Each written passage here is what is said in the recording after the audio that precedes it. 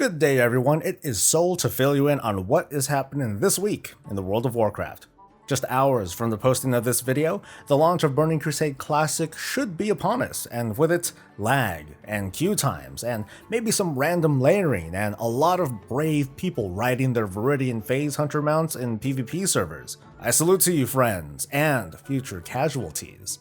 Just to quickly fill you in, the launch of BC Classic means the start of Phase 1. Which introduces players to Karazhan, Mechtheridin's, and Gruul's Lair as raid content, meaning that there's going to be a long road ahead through all of Outland zones and dungeons and at least a round of heroics, and probably your most important choice to make in this expansion, to team up with either the Scryers or the Scryers. On a semi-side note, it turns out that Oceanic players will not be joining other regions for PvP queuing after a lot of backlash from fans.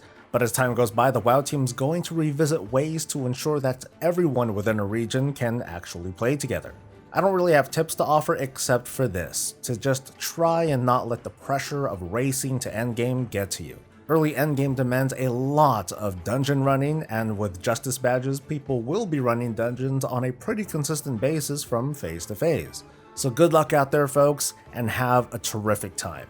Off to Shadowlandsville with no hotfixes to report, but as always, we have a new rotation of stuff to do. This week, Torghast events return with Unbridled Darkness. This is the one where you press a button and your screen goes black for a little while, and once the lights turn back on, everything is dead. Torghast events are the perfect time for some quick ash farming, even on alts that aren't all that geared. As a reminder, soul ash drops are going to increase by approximately 50% in the upcoming 9.1 patch.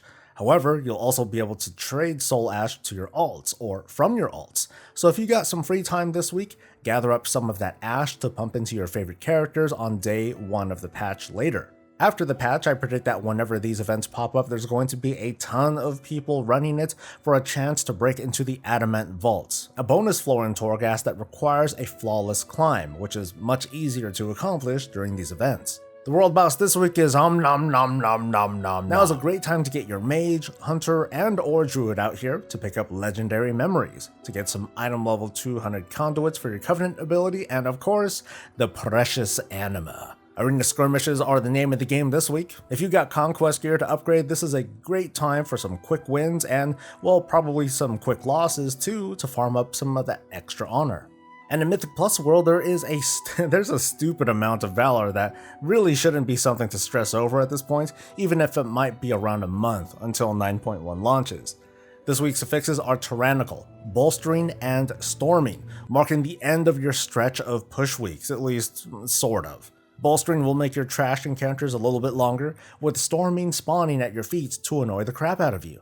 Combined with Tyrannical, most of the bosses won't be so bad, and Storming is just a bit of a DPS loss for casters who need to move away.